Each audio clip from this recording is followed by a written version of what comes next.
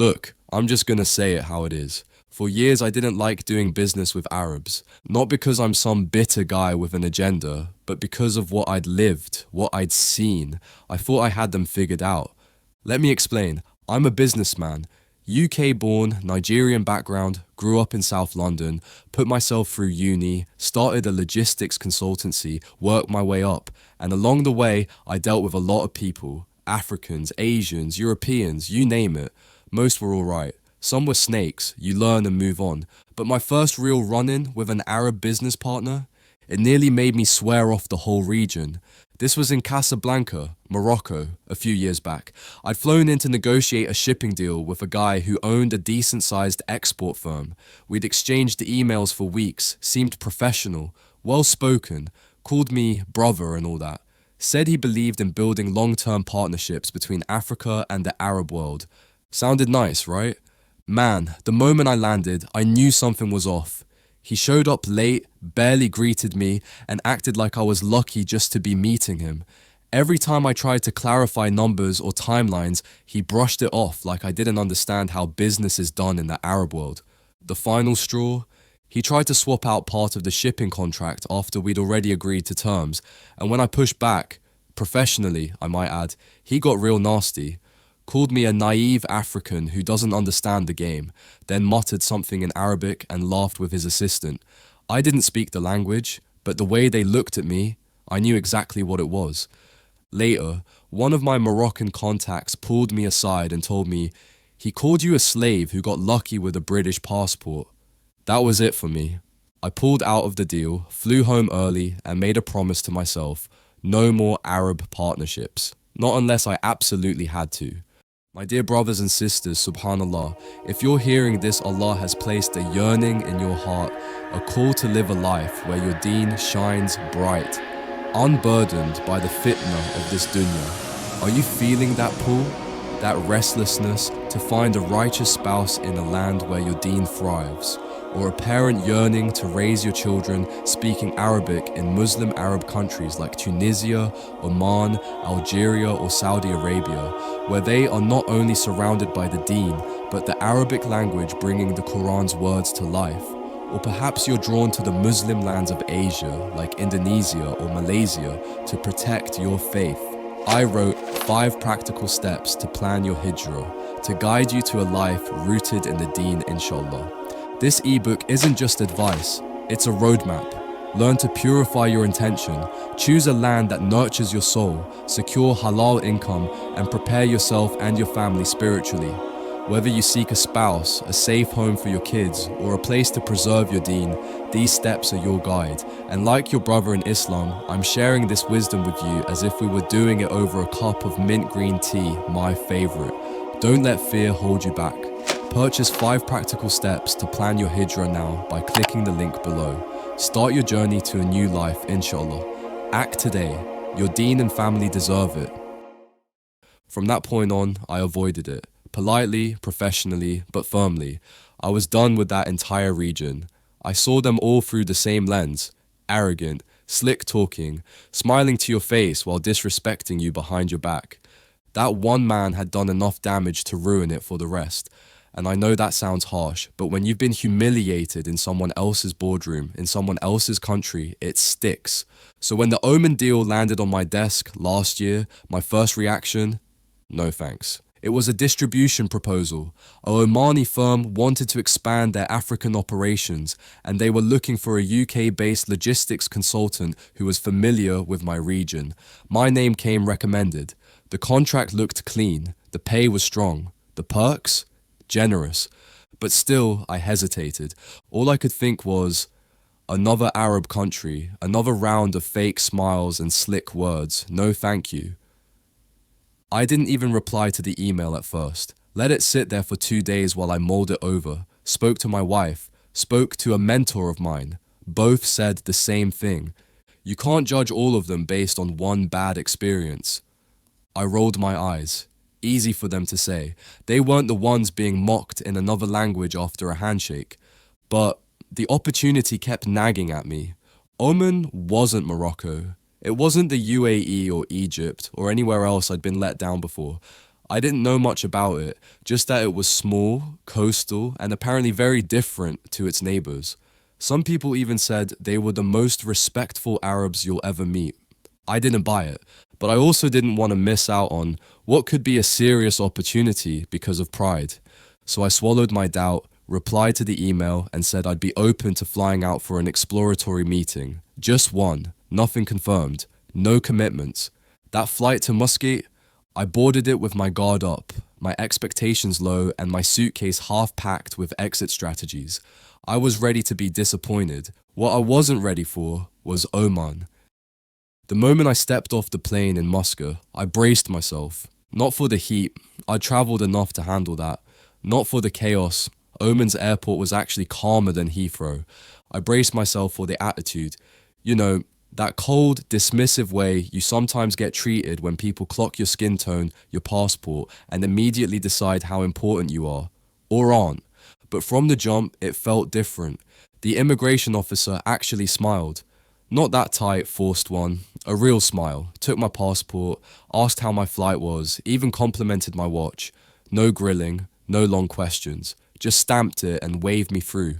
Still, I wasn't convinced. I thought, alright, maybe he's just a nice one. Then I met the driver. Slim guy in a white robe, dish dasher, I think they call it, holding a sign with my name on it, probably late 30s. He grabbed my suitcase, refused to let me carry it, and walked me to the car like I was his uncle. I tried to tip him when we got to the hotel. He shook his head and said, "It's an honor." I looked at him like, "You lot really talk like that?" At this point, I started feeling off balance. I was used to putting up emotional armor the moment I landed in a new place, especially if it was an Arab one, but the people around me weren't giving me anything to defend myself against. The hotel receptionist greeted me by name before I even said a word, said, "You're our special guest from London, right?" Apparently the Omani firm I was meeting had already prepaid everything. Room, meals, even the laundry. I hadn't even met them yet. That evening, the company's director invited me for dinner at his home. Not a restaurant, his home. That's when my London brain kicked in. Dinner at your house? On day one? I assumed it was a power move. Some performance. Maybe I'd walk in and get passive-aggressive questions about how much I knew. Or worse, I'd be paraded in front of his mates like some African consultant from the UK they'd brought in for show. But again, wrong. He picked me up himself. No assistant, no driver, no waiting around. Just him in a regular SUV, in sandals, asking if I'd eaten lunch and if I was feeling settled. When we got to his house, his wife sent out coffee and snacks. His teenage son shook my hand and said, "Welcome, uncle." And his mom came to greet me. Let me say that again. His mom came out of her room, smiled, and told me, through him translating, "You are welcome in our house and we pray for your success." I didn't know where to look. I just met them. Then the food came out. My God, trays. Not plates, trays. Lamb that fell apart with a spoon, rice cooked with saffron and cardamom, fresh fruit, dips, bread. They laid it all out on the floor and insisted I sit at the center. I said, "Please don't go out of your way for me." He looked me dead in the eye and said, "Welcome, welcome. You're not a guest. You're family now." I didn't even know what to say. Who says that on a first meeting? I kept thinking, where's the catch? Where's the but? There was no catch. That was just them. The next day, I was given a full tour of their warehouse and operations. No red tape, no hiding things. His team answered all my questions, explained their challenges, even asked me how they could improve, like I was the expert. And when I suggested a change to one of their supply chain processes, they didn't brush it off. They thanked me, took notes, said they'd test it. Let me tell you something. I've worked with clients all over Europe and Africa, and very few of them, even the polite ones, listen like that. These guys, they didn't just hear me, they respected me. There was one moment that really stuck. It wasn't even a big thing. We were in the office and one of the junior guys accidentally interrupted me while I was explaining something. Immediately, his manager told him, gently, not aggressively, "Let him speak, he's our guest." And I noticed the way everyone in the room nodded, not performative, not robotic, like that principle actually mattered to them.